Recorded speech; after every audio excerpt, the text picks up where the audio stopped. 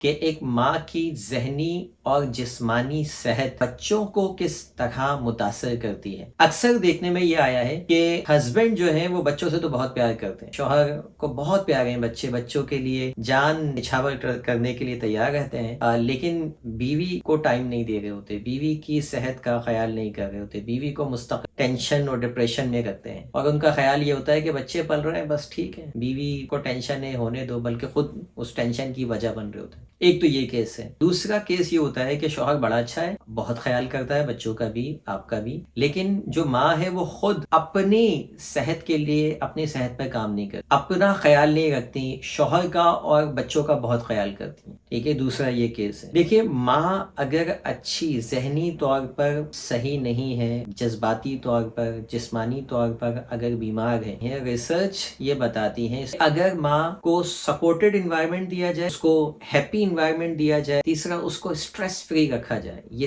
تین چیزیں اگر آپ نے کی ہیں، بہترین کوالٹی بچوں میں دیکھی گئی ہے۔